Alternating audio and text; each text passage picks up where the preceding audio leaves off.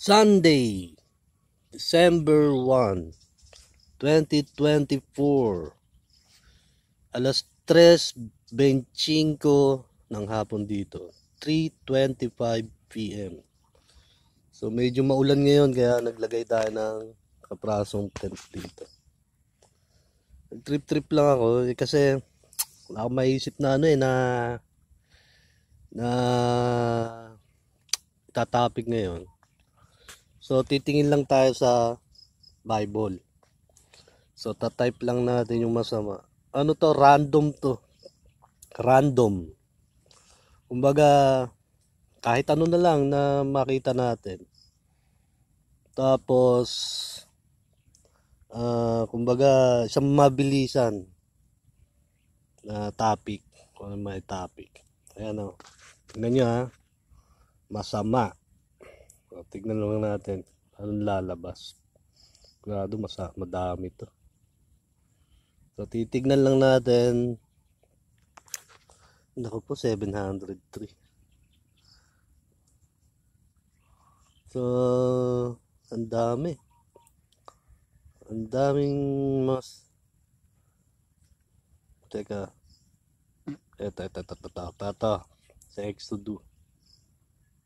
Mga payo nga sa masama.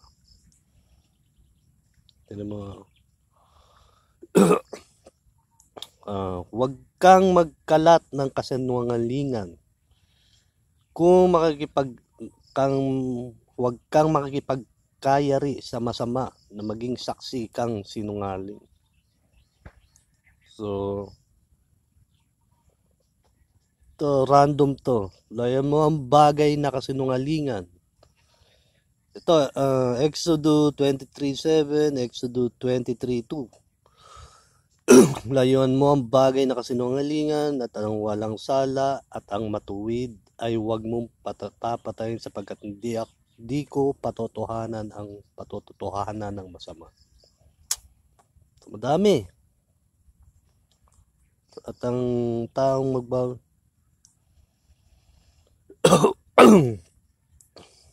So, wag niyang, dami nito, yung mga utos to yung mga dati, yung mga lumang tipan.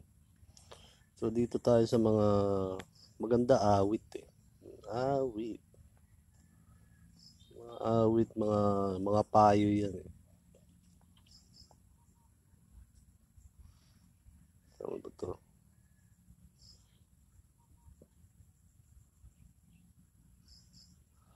Saan ba to? Nako po. Nawala na. Yung mga awit. Gusto ko yung mga awit Kasi sigurado bakit yung tinapik, sinearch natin yung masama. Kasi makikita nyo kung itong masasamang to ay sasakto dyan sa mga gagong yan.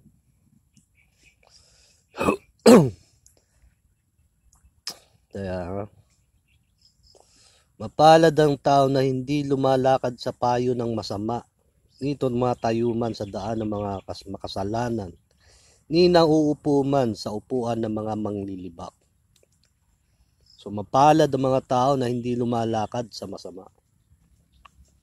So mga payo to. Paslam 1:1, Paslam 1:4. Basta lang kayo sa Paslam.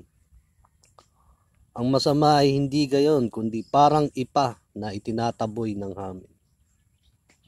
Kaya't ang masama ay hindi tatayo sa paghatol ni ang mga makasalanan man sa kapisanan ng mga matuwid. So itong paghatol, ibig sabihin nito kasi, yung judgment na sinasabi sa Revelation. Basta pag may nakita kayo ng paghatol, matik yun. Kung paano nagpunta dito si Jesus na tawag nito na paano siya pumunta dito para husgahan. Hindi naman ano ba yan? Ako'y pumarito para na may tabak at ibig sabihin nun yung mga aral at sa paghatol. O, di ba? Yun yung sinabi ni Jesus sa Bagong Tipan, di ba? ako'y pumunta rito, may tabak at sa paghatol ay hahatulan sila ng mga salita. Okay. Ay, mabilis lang to. Sapagkat nalalaman ng Panginoon ang lakad ng matuwid, ngunit ang lakad ng masama ay mapapahama. Sapagkat ikaw ay di iisang Diyos na may kaluguran sa kasamaan.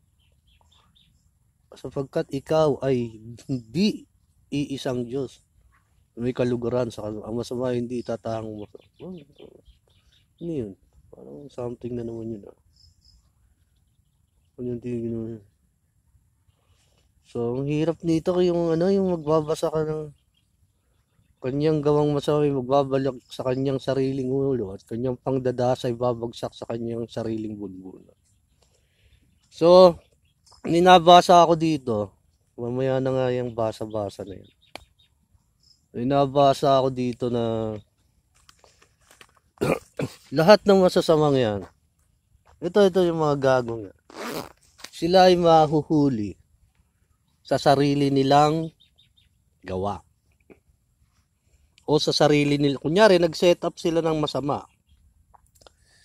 Mahuhuli sila din ng sarili nilang pinain. Ng sarili nilang, kunyari, naggawa sila ng patibong nila, sila rin ang mahuhuli sa patibong nila. Yun ang nakalagay dun sa paano ba example nito? So, nagturo, 'di ba? Mga sinungaling na mga mangangaral. Nagturo. Tapos yung tinuturo pala mga bulaan, 'di ba? So nahuhuli sila sa sarili nilang mga gawa. So marami pang aral dito na totoong nangyayari dun sa dito sa nangyayari sa realidad. O eto, 'di ba, dati hindi na sila tawag nito yung wag kang maingay, sabi nga nila. Kasi itong ginagawa ng mga putang inan to noon, ayaw nilang wag kang maingay, wag kayong maingay. Nung nag-ingay tayo, nahuli sila sa sarili nilang gawa o kasamaan nila. Makakuha nyo? Hindi. So, may balita nga pala sa Amerika, yung nanay ni Elon na si May Mas. Sinabi niya na ang mga FBI nagpapakalat ng mga democratic dun sa sa Twitter apps.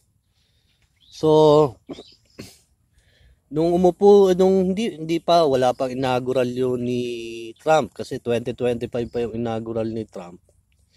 So bago pa lang umupo si Trump, nagsiba ka na sa FBI. Mga FBI nagsiba ka na doon. So, itong mga FBI pala na to, sila pala yung nagpapakalat ng mga kasinungalingan. So, katulad dito, sa nangyayari dito, may naririnig akong mga NBI dito. National Bureau of Investigation.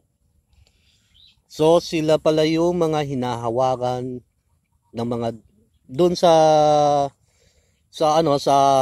states, mga democratic ang mga mahawak sa kanila. Dito, hindi ko alam kung mga democratic din ang mahawak dito sa mga gagong to.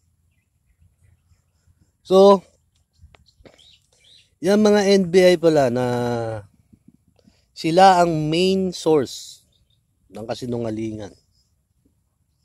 Kumbaga, kunyari sa Twitter, nagpakalat ka ng mga kung ano-ano na kasinungalingan nila o na pwedeng magtakip sa kanila. Kasi kalimitan yan, diversion kasi. Kunyari, magsasabi sila ng kung yung dito ng kasinungalingan nila, kabaliktaran yon sa totoong ginagawa nila. So, akala nyo, ganun Kala nyo ganun-ganun lang ang... Bakit NBI o FBI ang ginamit ng mga siraulong, yung mga masasama na na mga leader?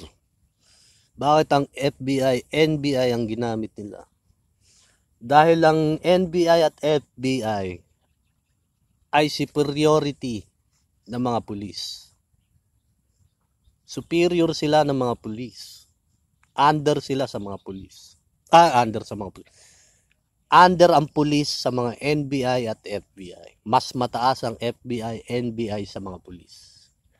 So kung ano ang sabihin ng mga NBI, FBI sa mga pulis, ganon ang gagawin ng mga pulis. Nakakuha nyo. Kaya hindi lang ganon kabigat ang mga NBI. Kundi gumagamit sila kung ano yung mga under nila na kaya nilang pagalawin. So ito, ewan ko kung totoo ng mga asset ng mga NBI o FBI. Sa totoo lang, madami akong kamag-anak na NBI. Ngayon, bago ko lang din nalaman mga NBI. Yung dating tropa nung dito yung mga dito mga sino to, yung utol ko, yung syota nun, yung tatay nun, director ng NBI. So alam nila yun na kaya pala noon nagtataka ako kasi kumakain kami noon kumain kami sa Mall of Asia noon. Para bang may something na pag yung mga tingin na hindi natin, parang may something na may mga laman na hindi ko naiintindihan kasi tanga nga tayo noon na under ano pala tayo, mga under surveillance. Utang ina, ang daming mga kriminal diyan, ang daming mga gago diyan sa labas. Tapos ako yung in-under surveillance. Wala naman akong krimen na ginawa. Parang ang bigat, di ba? So mga NBI daw to. Pati yung mga tropa ko, mga kamag-anak ko, diyan mga taga NBI yun Yung nilipatan namin dati naming bahay doon. Boarding house, apartment. Inuupahan namin dati. May-ari nun, taga NBI yun So hindi rin malayo sa amin na kamag-anak. Sila. So dito. So madami. So itong mga NBI pinagagalaw ng mga evil, ng mga masasama para mahawakan nila ang batas. Ito yung sinasabing paghawak sa batas, kapangyarihan. So sa Amerika, na under attack sila ng mga globalists. So pati ang Russia, in-under attack din pala ng mga globalists. So ito yung New World Order. Hindi ko alam kung anong mga Illuminati o ano. Hindi ko alam. So alam nyo, sa X-Apps, meron doon na Illuminati na ini-invite ako na pumasok sa kanila. Alam nyo, hindi naman sa akin pwede. Walang problema yan. Sabi ko doon, sino ang Diyos nyo nga pala? Sino ang Diyos nyo? Kung Diyos nyo si Jesus, tandaan nyo, hindi ko kayo iiwan. Yun, hindi na sumagot. Hindi na sumagot sa akin. Kung sinusundan nyo si Jesus, hindi ko kayo iiwan. Alam niyo mga Illuminati kasi, alam ko naman sa ever since, so 19 kopong pa, built na buo na ang Illuminati. Hindi ko alam kung kasama yan sa mga Mason o yung Illuminati. Kasi yung triangle, mga sign yan ng Illuminati at Mason Yung triangle na ganun. So, sa dollar bill, sa single dollar bill, makikita niyo yung sign na yun. Yung Illuminati sign. So, 19 kopong-kopong pa yun. Matagal na yun. So, hindi ko alam kung... Wala kasi akong alam sa aral ng Illuminati. Ang alam ko lang sa Illuminati is to illuminate. So, ibig sabihin, ang Illuminati is para mag-ilaw sa ilawan. Kaya nga yung Statue of Liberty, meron siyang hawak-hawak na sulo. Yung may apoy, yung sulo. Alam niyo naman yung sulo, di ba? Kaya gano'n ang Statue of Liberty. May hawak siyang sulo. Binigay yon ng mga Pranses. Mga Pranses pala yung... Ewan ko, Pranses yata. So, kaya gano'n ang... ng Statue of Liberty. Kasi yun yung Illuminati is to illuminate. Para mag-ilaw. So, nakita ko kasi timitingin din tayo ng sa mga crypto. Nakita ko doon na ipinush ng Illuminati si Jesus. So, doon sa Simpson na advertise doon, ipinush ng mga Illuminati. Yung kahit sa Simpson, makikita nyo. Kung nanonood kayo ng The Simpson. Ang The Simpson kasi, alam nyo, para yung nagugulat nga ako kasi mga prediction pala ang The Simpson. So, bago pa mangyari, alam na ng The Simpson ang mangyayari. So, pinipredict na agad ng The Simpson ang mangyayari. So, kalimitan, nagugulat ako, cartoons, nagpipredict ayos So, alam ko sa Amerika is nagkaroon ng division about sa pagsunod. Pero nakakatuwa na ang Amerika ay sumusunod sa katotohanan. Yun ang isang nakakatuwa. Alam nyo, mananalo ba si Trump? Sabi nga nila Elon, na Trump, na they are the machine. Ano ba? Nakalimutan ko na. Pag ibig sabihin kasi machine, yung matigas talaga na malakas, talagang malakas. Built-in machine ba yun? O nakalimutan ko na wala ka. Mga ano ba tawag nito, mga islang, kumbaga kung tawagin na islang sa sa English, mga islang. Hindi naman yung tonation, hindi naman tonation, kundi islang. Ang ibig sabihin ng islang, yung may mga wordings doon na double words na iba ang meaning.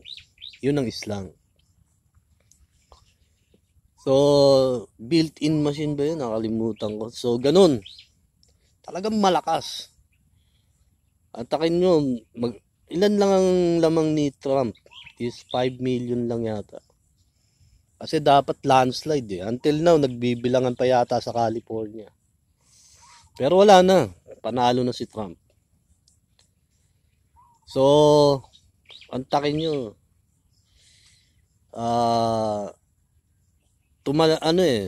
Bumaliktad pala si Elon. Sa Democratic pala siya dati. Tapos nag-back up sila nag-combine sila ni Trump. So, nakakatuwa na kasi si Trump, ever since, bago pa lang tumakbo si Trump, sinasabi niya na yung gagawin niya. So, sinabi niya is the Bible is kumbaga, si Jesus Christ. So, nakakatuwa nung manalo na si Trump is talagang tinupad niya yung mga sinabi niya. Na follow Jesus Christ. You should follow them. Siguro, kasi sa X-Apps, hindi naman siguro tayo maliit lang sa X-Apps. Kasi nga, debate pa lang, sa mga English debate pa lang, pinag-uusapan na tayo doon. Dito pa sa X-Apps. So pag nakilala nila ako doon lalo, di lalo na. So, nakakatuwa kasi by kung matutuloy, kung talagang nabasa nila yung mga binigay kong mensahe sa kanila. Sabi ko nga before 2025, you will take it all.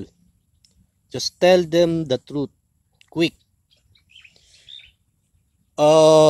Ibigay nyo sa kanila yung mga katotohanan ng mabilisan.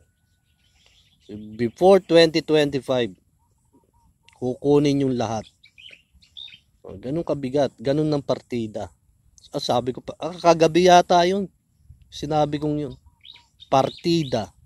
Lagyan ko pa partida. Hindi ko kasi alam sa English yun. Partida. Before 2025, you will take it all.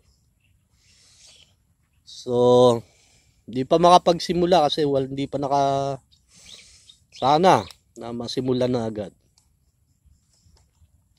So, dito sa atin, hindi ko alam kung alam ko na maraming demokratiko dito sa Pilipinas. So, nagugulat nga ako kagabi, basag na ako, naka-shot na ako ng isang bunso. Nagugulat ako doon sa pinanonood kong YouTube. Sumasagot sa akin. So, dito na lumabas yung ginagawa nila sa TV tsaka sa radyo na para akong kinakausap. So ginagago ko rin kung yung minsan pagkakain ako, kunyari kumakain ako sa lamesa, sa bahay, kumakain na ako. Let's eat. Yun, kain na tayo. Sabi naman ng radyo, tang na mo. Kasi alam nilang nakikita nila ako dito Nakikita nila ako sa bahay. So kagabi naman, nagugulat ako, putang na itong, merong feedback Pag nagsalita ako, may feedback dun sa sa YouTube. Parang alam ko na to Parang props na naman to So,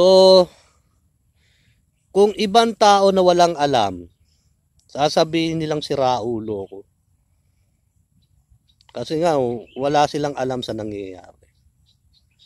Pero kung may alam sila sa nangyayari, sigurado, matatawa sila sa ginagawa ng mga gagong ito. So, napakadami. Naku po. So, itong Philippines is hawak ng mga democratic. And then, kagabi nga pala, nagulat ako. Ba't may Chinese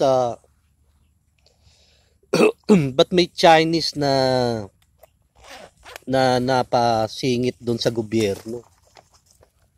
Kumbaga tao, Chinese ata yun. Kasi iba yung, gulat ako, iba yung apelyido niya. Parang may pwesto sa gobyerno. Mataas na pwesto sa gobyerno. Nakakagulat naman. Ano yun?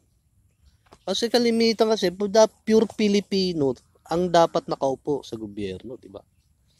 Hindi yan hahaluan dapat ng ibang mga taga-ibang bansa o mga taga-ibang nasyon.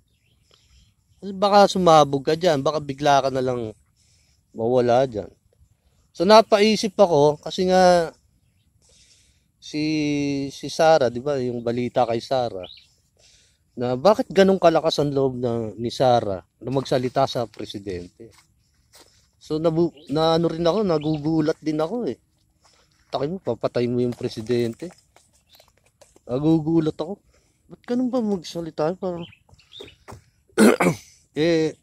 hindi ka naman talaga born to be doon sa sa mataas na gobyerno. Kasi kaya lang naman nanalo si Digong kasi may humawak sa kanila na para iupo siya. Takin mo, mayor ka lang, naging presidente ka.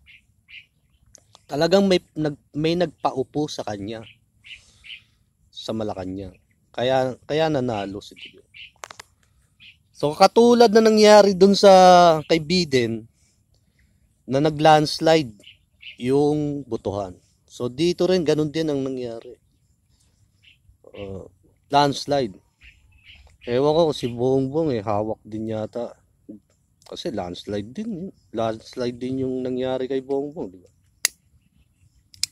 Ito na sinasabi ko, si Pacquiao na lang. Puta. Si Pacquiao kasi born again. May Diyos. Si Pacquiao na lang. Pacquiao tayo lahat. Sumunod-sunod, putang lang. Bongbong na. So,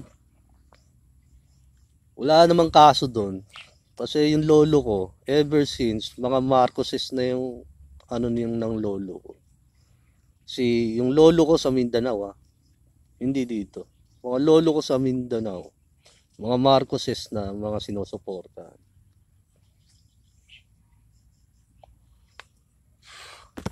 So, kaya nga nung nagtrabaho ko sa LRA, panahon yata ni Pinoy, ewan ko, baka napag-initan din nata ako. Kasi, nasabi ko si Marcos, nung panahon nung time ni Marcos, malinis ang kasi laging kinukwento ng nanay ko tsaka ng lolo ko yung time ni Marcos na malinis ang wala kang makikita kahit balat ng candy.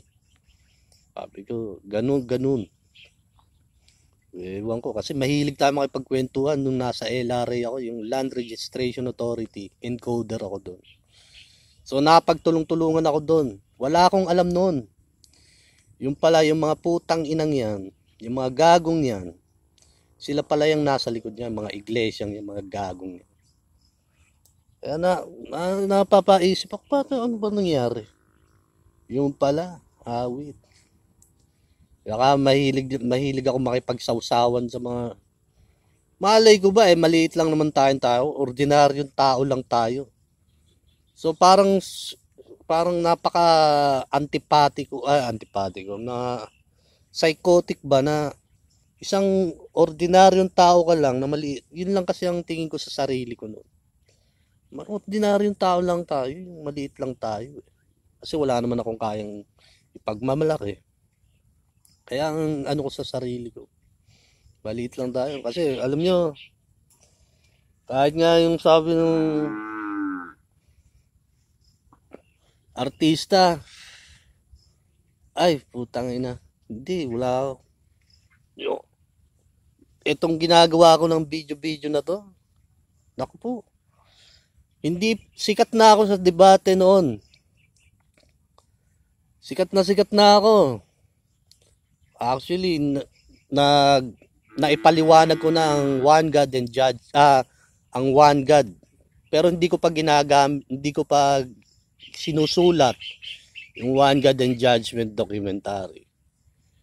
So sikat na ako nung puta sa debate. Nako. Pero hindi ako gumawa ni minsan ng video kasi ayun nga na ayokong ma-expose ako ng kung ano-ano.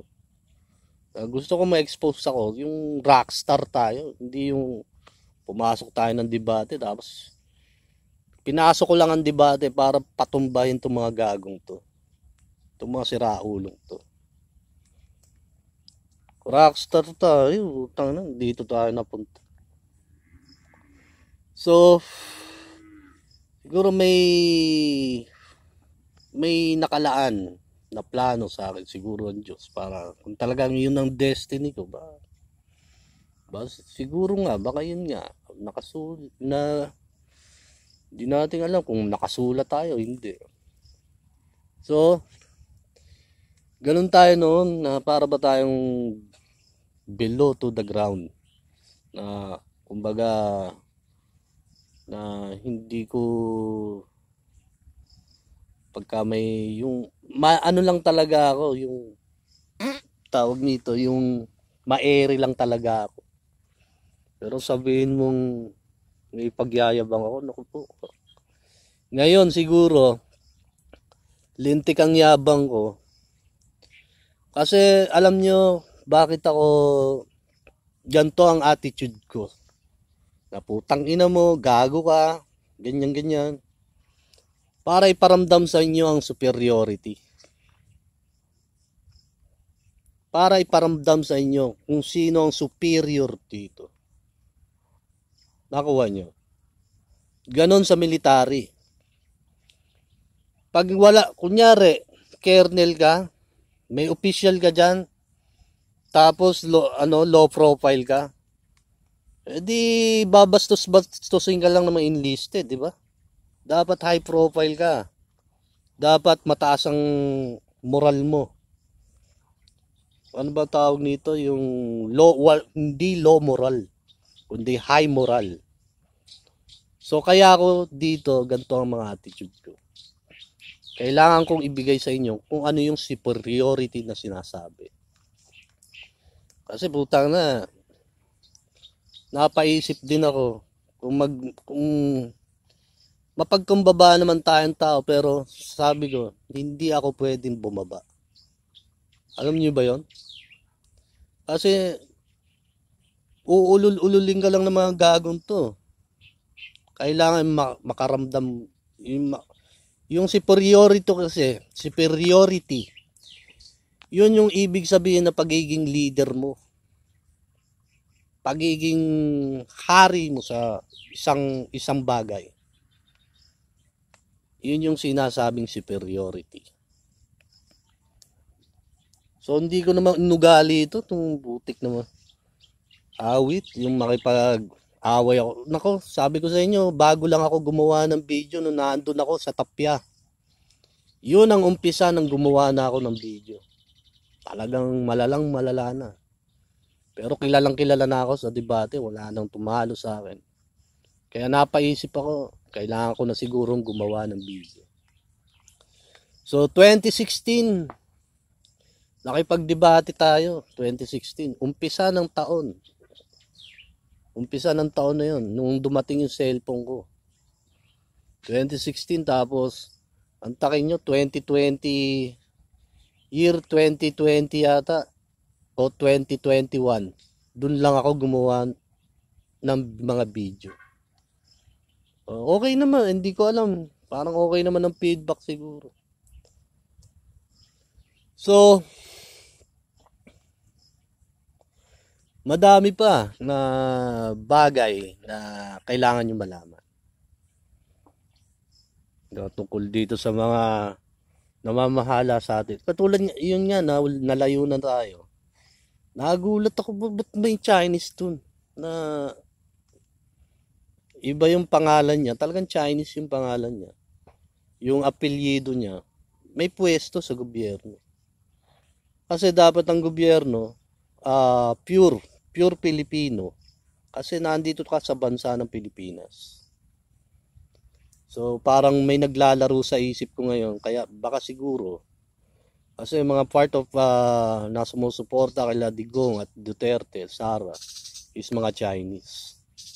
Kaya nga ang daming Chinese na pinapunta rito eh. So baka siguro hindi makaalma si Marcos, maraming nakaupo doon.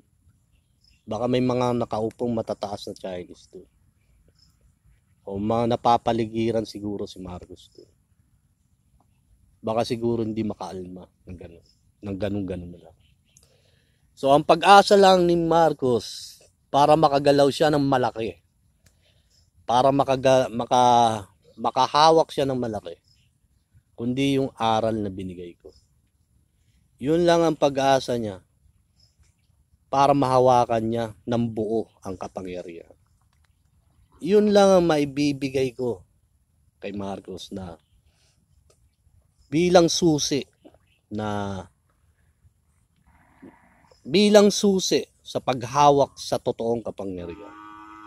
Antakin mo, binantaan kang papatayin ka, wala kang ginawa. Ibig sabihin, bakit ka wala kang ginawa? Kasi nga, baka napaligiran na doon si Marcos ng mga doon.